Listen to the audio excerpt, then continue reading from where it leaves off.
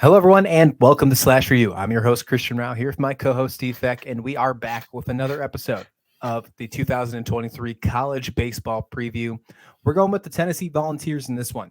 And if you watched anything with college baseball last year, Tennessee was easily, and I say this with no problem whatsoever, Steve, the most exciting team to watch in college baseball last year. You had guys throwing 104. You had, just energetic on the bases. You have people that maybe didn't like how energetic they were and didn't like that they were not a suit and tie baseball team, if you will. But I found them so incredibly entertaining, and I had just a blast watching them. I'm looking forward to seeing what we're going to see with Tennessee this year. We're going to try and break it all down here to get you ready for opening day, as it is just a few weeks away. Middle of February is when we're going to get that. There's a lot of good news and bad news for this squad. Let's start out with the bad news right off the bat, Steve. Bad news is, Tennessee lost a lot to the MLB draft and moving on in graduation. 8 regulars from that group, including a few top 100 draft picks in Drew Gilbert, Jordan Beck, and Trey Lipscomb, now all gone. A lot of offensive production that needs to replace a offensive team in Tennessee for sure. They averaged 9.3 runs per game last season. So a lot of things to take over. They're also there'll be a lot of things that they have to fix out, and I think they can. The good news, though, they have some of the best pitching staff in all of college baseball that'll help them if they do struggle a little bit offensively, although I don't think they're going to. And they just have they have a few holdovers from last season on that offensive side that can step them up.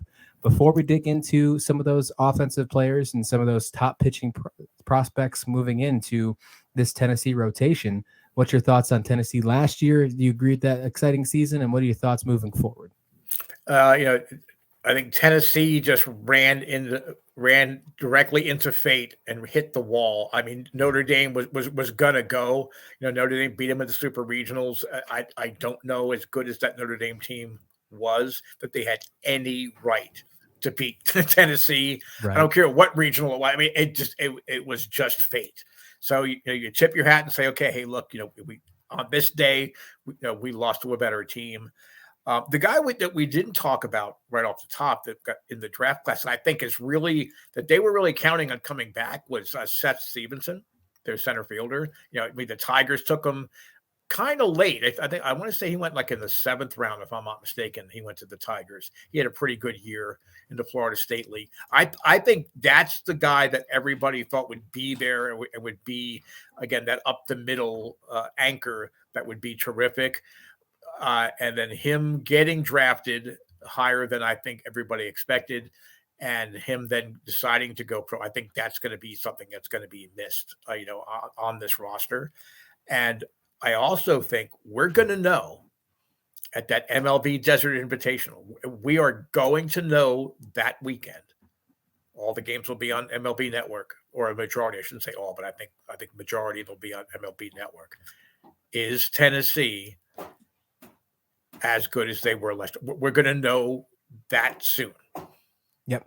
Many do think so. Many do think that they're going to be just as good, if not better, moving forward. D1 Baseball released their preseason top 25, and out of the top 5 teams, Tennessee was ranked number 2, but out of the top 5 teams, the other 4 all appeared in the Men's College World Series last year. Tennessee was the only exclusion, with what you mentioned, losing to Notre Dame. They believe they're going to be right back in the thick of it, being number 2. Even though they lost a lot of their offensive production, like I said, Trey Lipscomb, he had 22 home runs last year. Luke Lepas, forgot about him, 19 home runs last year. Jordan Beck, 18 home runs. Ortega, as you mentioned, 18 home runs. Evan Russell, 14 home runs. Drew Gilbert, 11. I mean, I could go on and on. They are missing out on a lot of offensive production. And we'll talk about who we think can replace them. But I want to start with the pitching squad because I think it is absolutely deserving to start with that. And I think it starts with the success of this squad around Chase DeLander. I mean, Chase DeLander, who I think is the best pitcher in the country.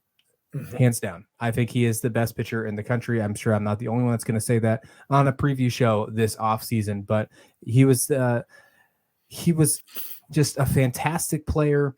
insane weekend rotation to still have, a nice back of the bullpen for Tennessee as well. But for Chase, I think he really has the opportunity to do something big this year. And as long as he stays healthy, I'm seeing that happen, Steve. I think he's the most major league ready pitcher in the nation right now. I mean, his command, of his arsenal is second to none, really. I mean, he knows how to pitch. He knows what he wants to do. Even if he gets hit, he's not afraid to then go back to a pitch because he really believes in that pitch in that situation. So I know there's so many names we're going to hear. They're going to be number one in the country. They're going to be number. But I mean, if you've got a team that really needs a pitcher that can get to the majors within a season and a half, I think Chase Dollander is the guy. Yep. Yeah. 16 appearances last year and 14 starts. 10-0 was he in 2022, 79 innings pitched, 108 strikeouts, only 21 earned runs allowed. I mean, had a 2.39 ERA. That's great numbers when you're playing in the SEC, when you're playing in some top-notch, conference of baseball. I really like what he did last year, and I think he has the opportunity to do even better this year. Only 13 walks last year. I mean, when you talk about that nice strikeout to inning ratio, that's always something that I love to pay attention to, especially with relievers. But when you have a high one as a starting pitcher, that's super impressive in my opinion. But Dollander, I mean, I agree with you. I think he is the most MLB-ready pitcher, and I think that we are going to see that on display all season long for Tennessee. Yeah, and it's funny because when people are watching, I think they want to see the flashy numbers. So in theory, I think, like Drew Beam, in theory, might be flashier in some ways. But, he had a complete game shutout last year. He went a little deeper in games. But, I mean, but Dollander is the whole package. So for people like you and I that are baseball junkies that like to watch for the little nuances that are going on in the game, not just looking at what the box score is after the fact or what projections are, watching games, he is the pitcher I love. I'm fascinated when he pitches. Whether he's having a good outing, whether he goes deep in the game, comes out early, I'm just fascinated watching this kid because you could almost see it's like those old cartoons where you see like the gears running in his head. You can see his gears are running even as he's delivering his pitch. He's thinking about what he wants to do with the next pitch and the next batter. So they're going to live and die with him. In essence, I really think that if he can be as consistent he has been so far, I think it'd be tough to keep Tennessee, out of the College World Series. I think that's why they gave respect, even with all the graduations. I think you look at the pitching staff and you say, this is just too good a staff for them not to. I mean, by accident, they're going to get to a super regional. That's just how good this team is. Yeah, 4 of the 5 preseason awards for Tennessee belong to the pitchers. Chase Dollander, obviously preseason All-American first team. He's also the perfect game preseason pitcher of the year. You mentioned Drew Beam at the beginning of that conversation. He's a preseason All-American second team. We also got Chase Burns, who is an All-American first team. We didn't talk about him. He's going to be fantastic. And Camden Sewell, he's also an All-American second team. So all 4 of those on the arms for Tennessee are getting first team and second team honors from perfect game for the preseason. A great problem to have. Tennessee is going to be looking good.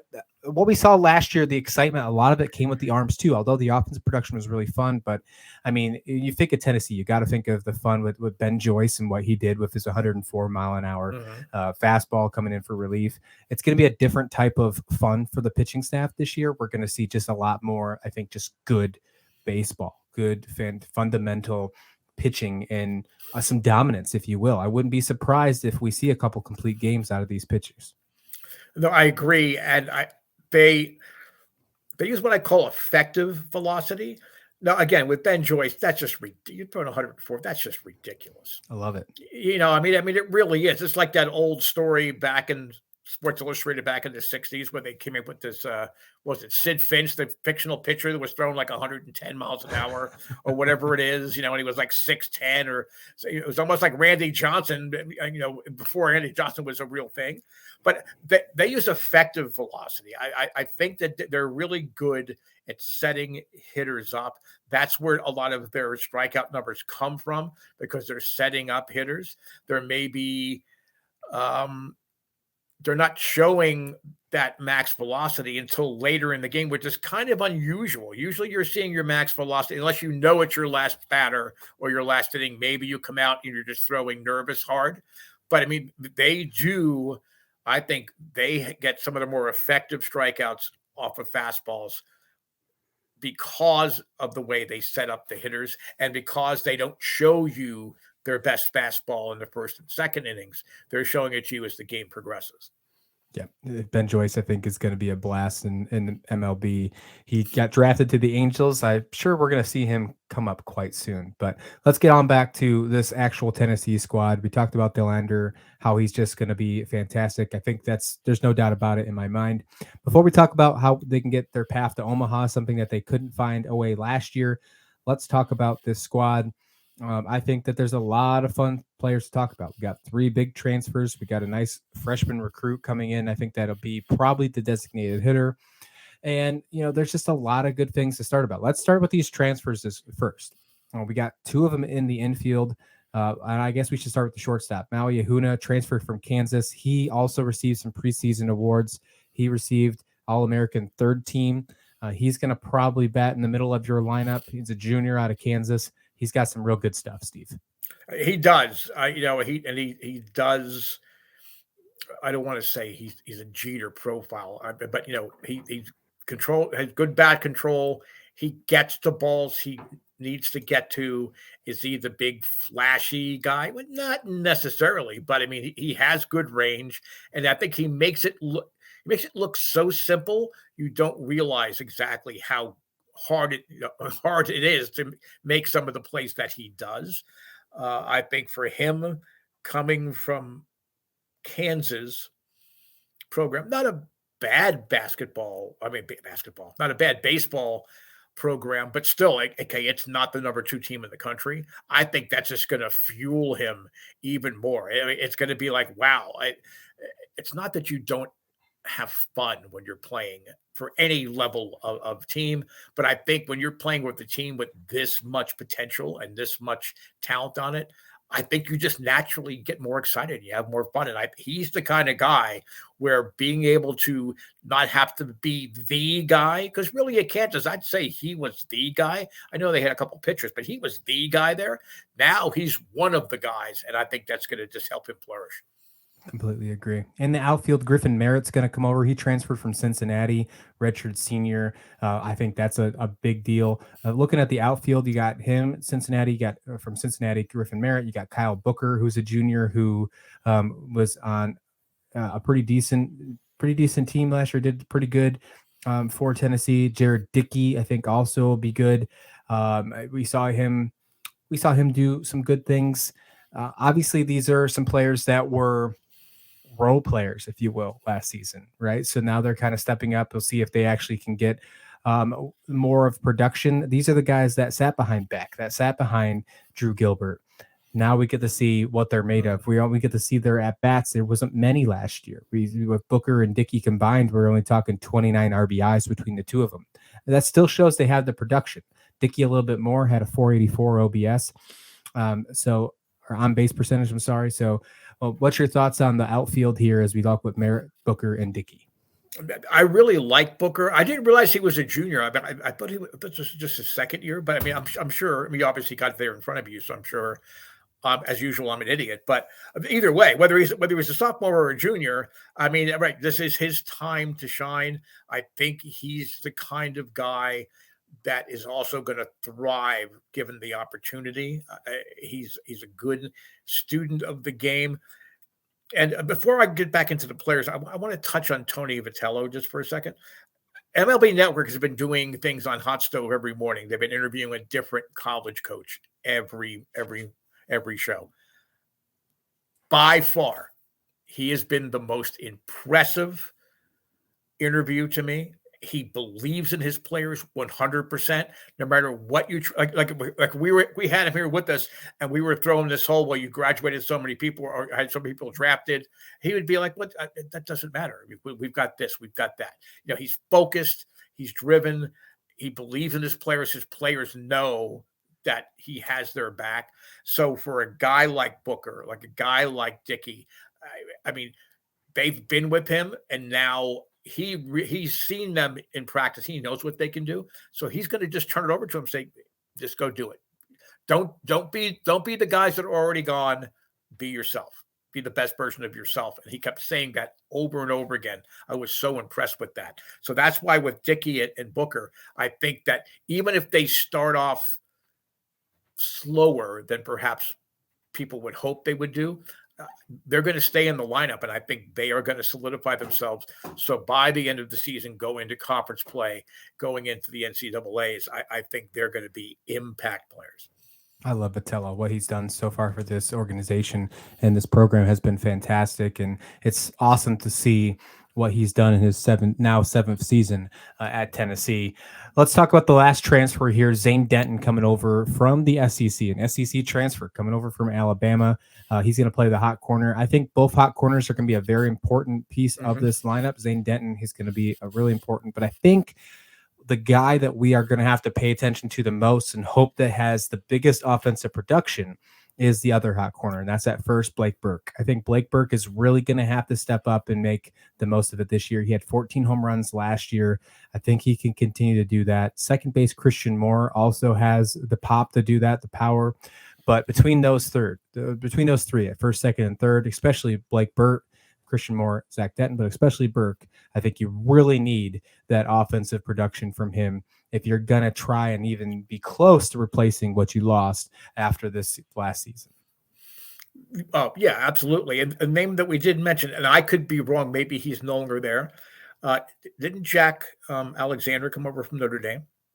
But he's a guy that I think is going to be as valuable working with the pitching staff as, again, he's a veteran receiver. Again, Austin P, are you playing top level talent all the time? No.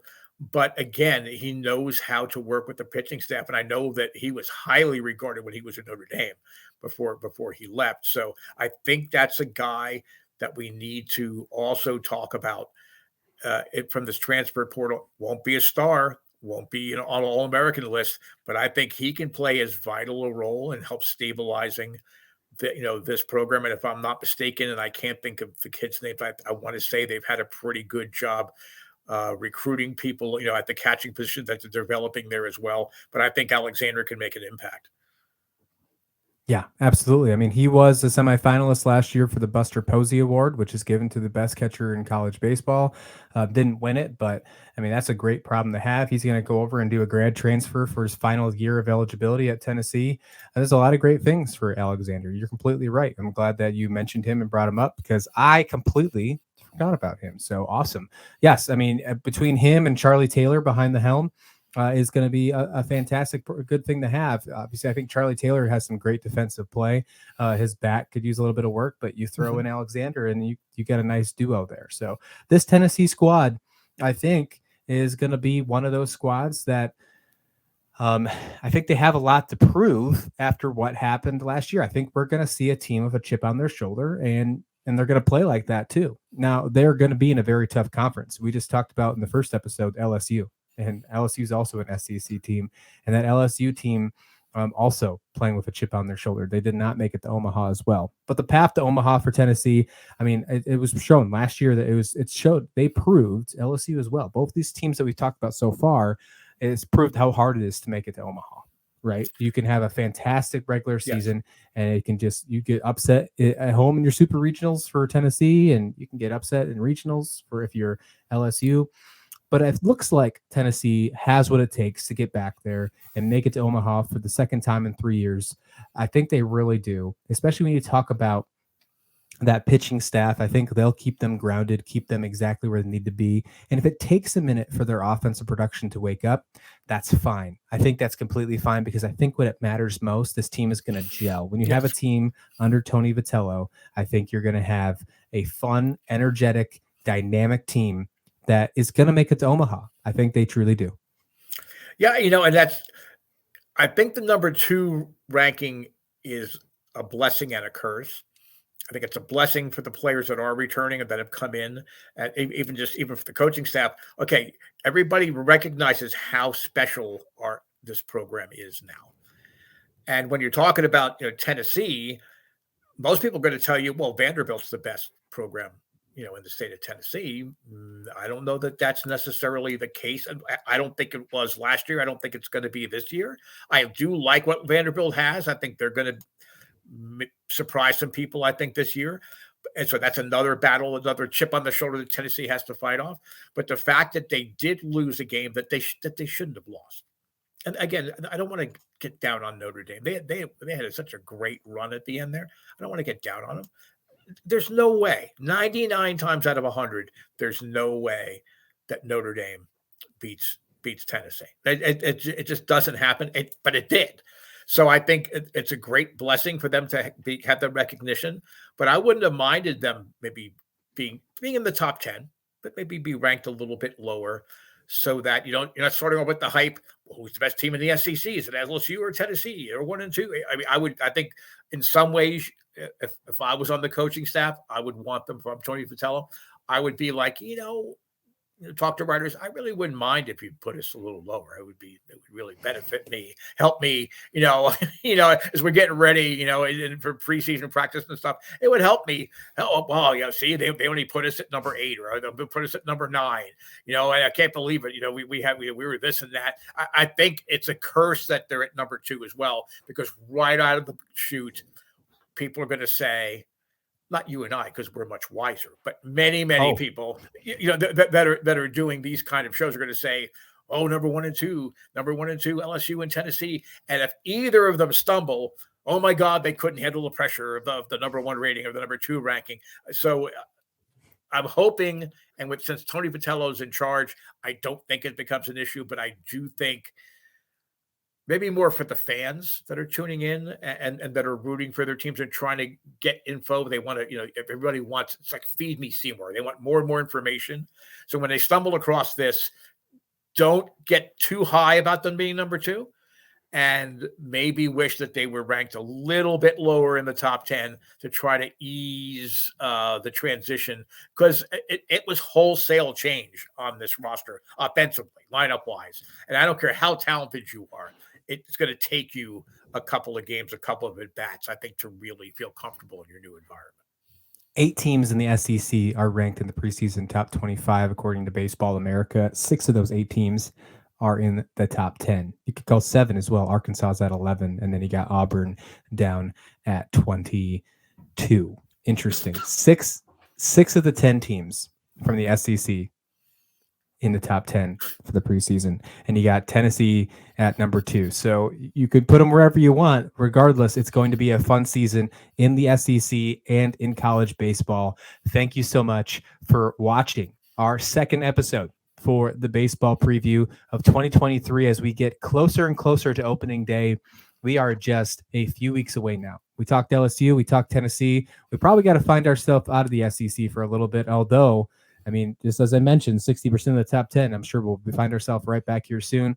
We're going to give you a different conference for episode 3. We'll find ourselves back here in the SEC soon, though. But thank you so much. If you're watching on YouTube, hit like and subscribe. Leave us a comment about your thoughts on Tennessee or just college baseball in general. Let us know how excited you are. Let us know what team you're rooting for. And if you're listening in podcast form, thank you very much, first and foremost. And go ahead and hit that follow button. If you have an option to hit 5 stars, please do so as well. Helps us. It goes a long way as we're building up this Slasher U project. Thank you so much. We will see you back here with another episode of Slasher U College Baseball. Take care.